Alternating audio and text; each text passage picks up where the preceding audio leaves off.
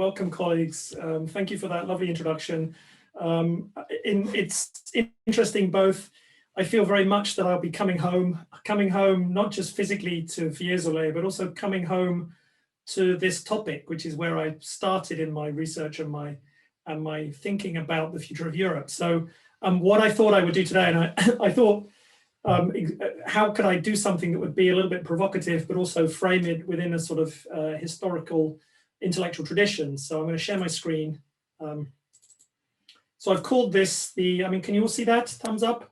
I've called this Europe's Changing Political Space from 1 to 2 dimensions and back, and along the way, some personal intellectual history. I am the Harold Laski Professor of Political Science. The reason I've put that on there is because Harold Laski comes back into this talk towards the end. So I'll talk a little bit about where we started. I'll talk a little bit about what we thought we knew about EU politics around about 2000, around about 20 years ago. And then I'll review what I think we have found since then, which has been a transformation, or if you like, a rotation or a realignment of EU politics. And then I'll talk a little bit about what I think some of the explanations might be tentatively. I don't think we yet have the answers. But firstly, let's roll back to my PhD. I did my PhD at the UI in 1992 to 1995. And throughout the time of my PhD, I fought with my supervisor, Nino Maioni, who kept saying, Simon, you don't understand the EU, it's got nothing to do with politics. And I kept saying, no, it's really a political system. You can understand it using Lipset and Rocken. It's about cleavages, it's about parties, it's about conflict. And I thought about, if I applied a sort of Rocken idea to the EU, what we're doing is building a new political system. And so inevitably there would be 2 cleavages, one cleavage which is about the allocation of resources, the sort of classic left-right cleavage.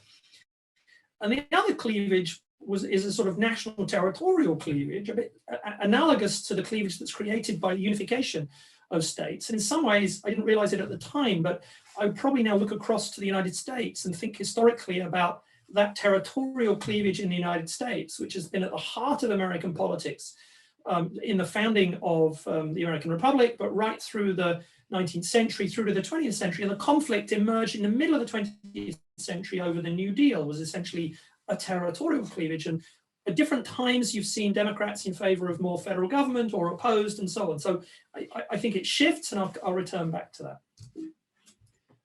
What I did back then is I thought, let's think about where political parties or political families are located within that political space. Quite primitively at the time, and we used some early data on expert judgments, but also some Eurobarometer data on where we would place parties on. So we looked at which parties people vote for and what their attitudes are towards the EU. And we found within the 2-dimensional space, the sort of mainstream party family is quite pro-European. The more radical party families on the left and right, more anti-European. And, I wasn't the only one thinking along these lines. Paul Taggart and others at the time, I can't remember, I think it was Paul, but Lisbeth might correct me. I think it was Paul Taggart who invented the term inverted EU shape. But that was what we noticed, all of us at that time. We thought, we've got it. This is EU politics. It's a 2-dimensional space. There's an inverted U shape that explains it. If you're moderate, you're pro-European. If you're extreme, on the left, right, you're anti-European.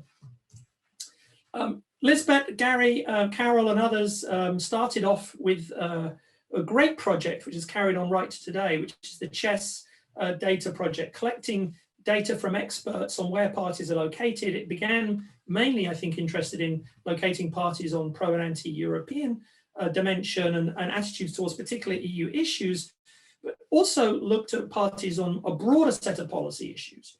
But they found something very similar to the sort of thing I was alluding to, which was that there's a 2-dimensional space. On this left-right space, the more extreme you are, the more anti-European you are, the more centrist you are, more pro-European you are.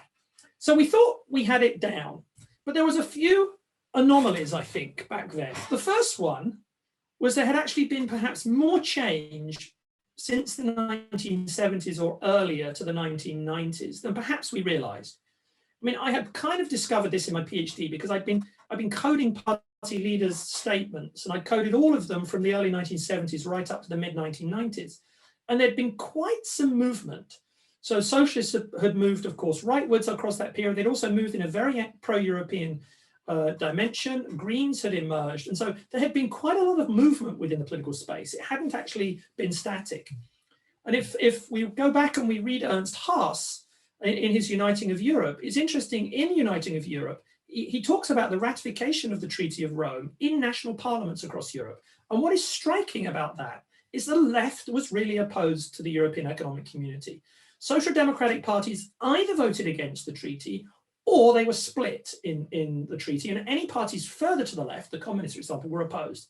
So it was clear back then that perhaps between the 1950s and the 1970s, left-right positions were actually more correlated with European integration. The right was more in favor of European integration, the left was more opposed to European integration. So what we were seeing in the late 1990s, early 2000s was this, with this inverted U shape, was a kind of particular snapshot of a particular point in time in the evolution of the politics of the European space. There was also another anomaly, which Gary and Lisbeth and colleagues had picked up that I had missed early on. I had assumed that economic left-right and social left-right would sort of correlate with each other in the way that Herbert Kitschelt thought that they would, and we could then have this amalgamated left-right dimension. But I think Lisbeth and Gary had noticed that if you look at the social dimension of politics, which they called the Gal-Tan dimension, if you look at that dimension, that had actually started to correlate with pro and anti-European attitudes. So while the economic left were quite anti-European, the Gal left, if you like, or the social liberals were very pro-European. So there was something about the European integration project that was also related to this underlying social liberal conservative dimension. We also hadn't really noticed that there was quite some variation within the member states. We've kind of been aggregating up at the national level, but we hadn't looked within the member states. So when I was putting together some data for my political system of the EU book, I looked at public opinion in the Eurobarometer data and found that the shape was different and it varied across the member states. So for some member states, it looked kind of either flat or an inverted U shape. For other member states, it was clear the left was anti-European and the right was pro-European. And these tended to be the member states that had quite generous welfare states. European integration meant liberalizing their national economies. You had other member states where you had more the right being more anti-European and the left being more pro-European. Those tended to be the member states where European integration meant something different. It meant new European regulations, it meant new liberal social policies. So that what's happening is you're changing domestic policy status quos and shifting them leftwards. So the left was in favor of European integration in these states. In these, you tended to have left-wing domestic status quos, and European integration was pushing these policies rightwards. So it tended to be the right that was in favor of European integration. So underneath this picture we have of this two-dimensional space with inverted U, there was quite a lot going on that I think we didn't quite realize back then. So now let me look a little bit about how I've seen the change over time since then. And I put some of this together over the last week for this talk. So the first one was from the public opinion data. So I looked back at the Mannheimer EB trend file to pick two dates, 1980 and 2000. And then the most recent public opinion poll data that has the membership of the EU question and the left-right data available, which is actually in the second half of 2018. And what's interesting here, if you look at this, is 1980, you see left-right correlating with pro and anti-Europe. So the right are pro-European, the left are anti-European. Then you have 2000, where you see the sort of inverted U shape. In 2018, you see an inverted U shape as well. But there's something interesting going on here, which is the right may have become more pro-European, but they've not become as pro-European as the left have become. So across time, if you look 1980 to 2020, the left of the transition on the mainstream center left and the sort of green left from a more Eurosceptic force to a now very strongly pro-European force over that 20, 30 or 40 year period. The right were anti-European and gradually were pro-European, but gradually over time have become more Eurosceptic. So in a sense, we've seen more transformation in this space than perhaps we realize over this 40-year period. I tried to see if we could find the same results in the chess data. So in the chess data, I've got 3 time periods here, a little bit more truncated. 2010, sorry, 1999, 2010, and 2019. And here there's a little bit of movement, but perhaps less movement than you see in the public opinion data. You see in 1999, the more exaggerated U shape that gradually flattens. It was flatter, it gradually flattens, and you can see in 2019, the left here, more pro-European than they were. If you look at 2 and 3 here, more pro-European than they were back in 1999. But you see, interestingly, if you look at the green line here, it's clear that over time, what Lisbeth and Gary have realized early on is that actually, over time, Galtan dimension, or the social liberal conservative dimension, correlates much more with pro-European integration. So you're seeing a kind of flattening of the right becoming a bit more anti-European on an economic left-right, and you're seeing a sort of social liberal left becoming more pro-European on that social liberal dimension. In other work with Abdelnouri and Gilles Roland, of course, we've been looking at roll call voting in the European Parliament. And in a recent paper that we've had trouble trying to get published, but hopefully we will, we've actually noticed a rotation of the space in the European Parliament. So if you recall in our earlier work, where we looked at roll call voting in the Parliament from 1979 right up to 2014, in every Parliament, what we found was the overwhelming dimension, the first dimension of politics, that we saw inductively in the European Parliament was a left-right dimension. And so each dot here is an MEP. You can see the I don't know what's going on here. You can see the location of the MEPs here. And you can see the first, in 2004, it's the left-right dimension that's clearly the first dimension. It's the same in 2009 to 2014. But you then shift in 2014 to 2019, something happens. Suddenly, the first dimension we observe in the European Parliament is not as clearly identifiable as a left-right dimension. It starts to be much more a kind of pro-anti-Europe dimension. You've got the more anti-European forces on the left on this dimension and the more pro-European forces on the right. You start to see a shift. So we used to think we were observing a left-right dimension in voting in the European Parliament, and gradually we're seeing left-right plus pro and anti-Europe as the main dimension of politics. Finally, in terms of investigating this, I've been doing some work with Rick Whittaker and Galina Zaprianova, where we've used our MEP survey data. These are 3 waves of the MEP surveys from 2006, 2010, and 2015. And what we've got are a whole battery of questions where we ask the MEPs to locate themselves on a whole range of policy issues in EU politics. We also have them self-placement on left-right dimension, self-placement on pro and anti-Europe, and we've asked them some general questions about their attitudes towards terrorism, crime prevention, immigration, economic redistribution, and so on. So you can, and if you just pile all of that stuff into a factor analysis, either confirmatory or exploratory, you see an evolution over time. So if you go back to 2006, it was the preference space, the sort of raw exogenous preference space of these MEPs. It was 2-dimensional. It was economic left-right as the first dimension, pro and anti-Europe as the second dimension. In 2010, when we did it, you see social liberal dimension plus EU becoming the first dimension, and economic left-right looking like it's the second dimension. And then we found in 2015 something very interesting, that they all lined up. For the first time, it looked like they all lined up.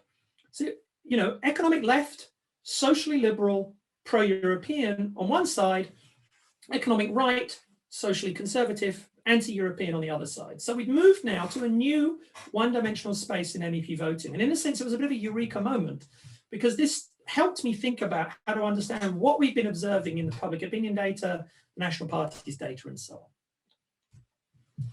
So I guess my message to you guys is to say, I think we need to think about transformations over time. I think we've seen several transformations. It's not just a transformation from where we were in 2000. We could perhaps go back earlier. And we think about what might explain these transformations.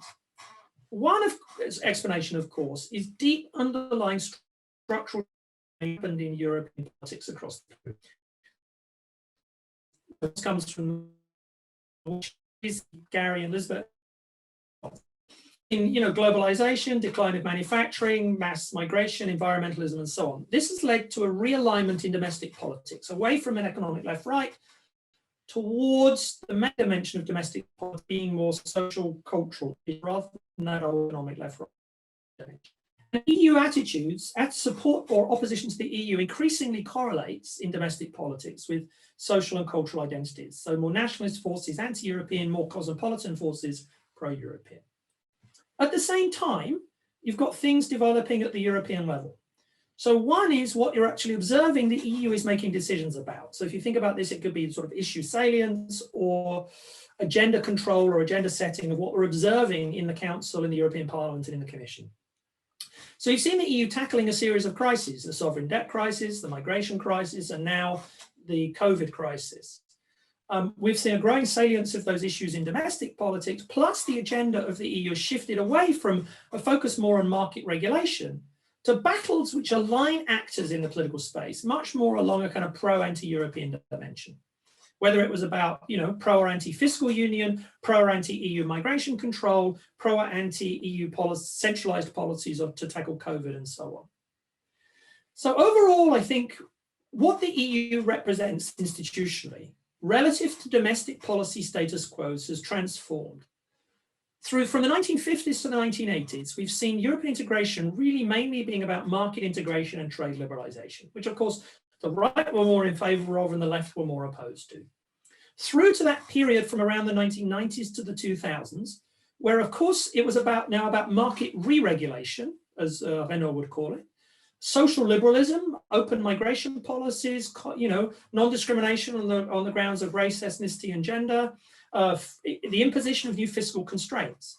In this space, you started to get social liberals becoming pro-European, the sort of mainstream centre-left liking those elements of market regulation, and centrist moderate parties liking those fiscal constraints, which the right and the left didn't like. You move forward to today, and you see the debate has shifted on again. We're now in a period of very contentious politics around common migration policies, common fiscal policies, and so on. And in this debate today, it tends to be the liberal left or the cosmopolitan left, which is in favor of more EU action in these policy areas, and the more nationalist right who's opposed to these. So how do I summarize this over time? So I think you'd think about 1950s to 1970s, where you think about one single dimensional space where, here you've got the kind of underlying two-dimensional space of exogenously given of economic and social dimensions of politics. A pro and anti-Europe dimension fits neatly correlating with that economic left-right. You then saw the emergence 1990s and 2000s.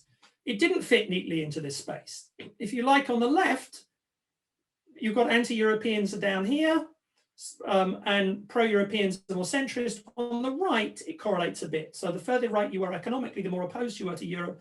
The more moderate you were economically on the right, the more in favor you were of Europe. And now we move to today, and you see social liberal and correlating with the economic left-right dimension. So you can see here, perhaps the only party family that doesn't really fit neatly into this space are these guys up here, the radical left. The radical left should be very pro-European if it correlates nicely, but they're not. So in a sense, it sort of stops here. You get a kind of block. Any further left, suddenly you get the kind of what in Britain they're known as the Lexiteers, the left-wing Brexiteers, who are opposed to the EU. Let me finish off going back to Harold Laski, which is where I started. So I was asked to write a discussion piece for EUP, a special issue of EUP back in 2007. And at the same time, I was reading a biography of Harold Laski. And what I discovered interesting about Harold Laski was he was a guy who was a socialist, political scientist, who was living in the US in the 1930s. And it was very active in the debate in the 1930s in the US about federalism. And he was opposed to more powers for the federal government in the US at that time, because he said the only way you get socialism in America is if you started in Massachusetts. He wanted to decentralize powers, give states as much flexibility as possible, create socialism in Massachusetts, and you'd get this kind of spillover effect across other states. He then returned to the UK And after the Second World War in the UK, he was then in the Labour government, the Attlee government. He was chairman of the British Labour Party. And at that time, there was a vibrant debate in the UK about federalism in the UK. He was totally opposed to federalism in the UK. So, and he said the only way you get socialism in Britain is if you imposed it from Whitehall and Westminster. So here's a guy who, his preferences on economic policies had not changed. His socialism had not changed. His context had changed, and he'd moved from being totally opposed to political centralization to being totally in favor of political centralization. So I think this tells us something interesting when thinking about what explains changing actors' preferences in their attitudes towards the EU. I think it's to do with the fact that actors' preferences over EU integration are endogenous to their preferences on the underlying economic and social cultural dimensions of politics. And I think I'll leave it there so we've got a little bit of time for questions. Thank you, Simon, for giving such a longue durée interpretation of political space in the EU. Who would like to ask a question? Frederick, I think. Yes. No, this was just applause. Virtual applause. Okay.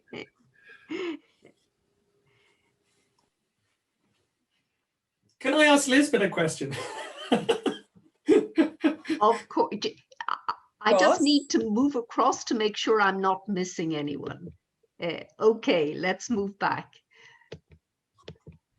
So Lisbeth, I mean, that early characterization of what you and Gary and Carol had found, does that seem reasonable? And how do you see this? You've been studying this from a slightly different angle, but also studying the same period.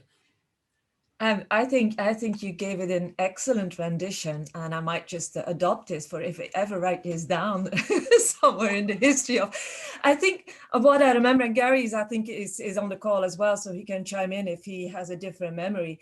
But from what I remember is that this splitting the left-right into the economic and in the social dimension was came in the context of refining chess, and it was actually, frankly, finding the Galtan so strongly or much more strongly correlated with European integration preferences than the economic left-right was to us too a bit of a surprise. And so we had to think from the ground up what was going on.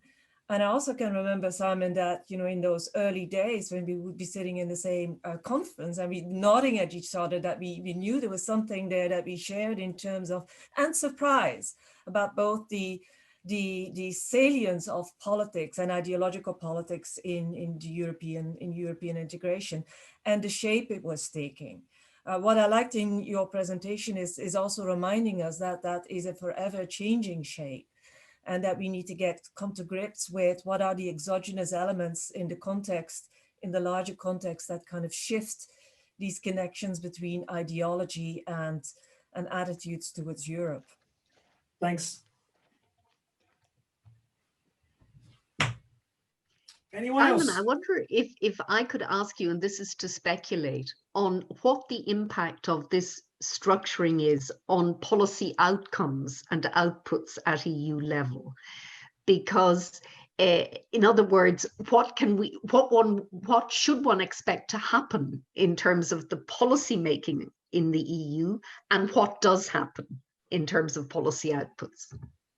Well, that's a great question, because I guess what's missing here is thinking about which drives which way round is this correlation. Are people supportive of the EU because the EU does policies that they are now in favor of? Or does their underlying preference mean that they now push for the EU to do certain policies? I think both. So I think you saw in that period when there was that inverted U shape, it was very much a centrist coalition that was pushing a sort of socially liberal EU, a sort of fiscal constraints, this sort of thing. I think now we shift, if it is a new one-dimensional coalition where the left is in favor of Europe, I think we might start to see the policy agenda at the European level start to shift in that direction. It'll be, we've seen this with the response to the fiscal crisis, we've seen this in the response to COVID, if you like, and I wonder if we also might see that in response to migration. I'm conscious of the fact if we have a lot more time, we could talk about East and West, North and South, and the rest of it. I see that Hans Peter's got his hand up. So Hans Peter. If you could show the last picture you showed once again. Hold on a minute, I have to find it. No, it's the picture of the MEP's preferences with. Oh, the MEP's preferences. Yes, where you said that just the radical left doesn't fit too well. Yeah, and I'll show you why. Let me. So look. No, not this one. MEPs. Not this one. I know, but this helps understand.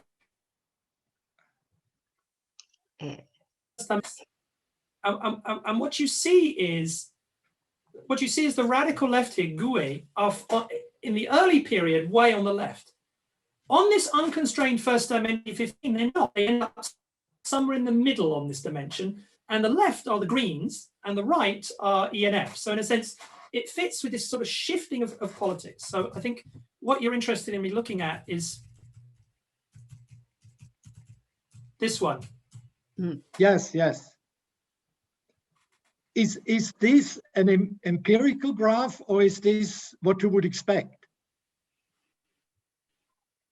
It's having in the European party preferences. Simon, could I ask you just to be closer to your mic, because we lost you a little. Sorry, that's my internet. Yeah, I think we've lost. I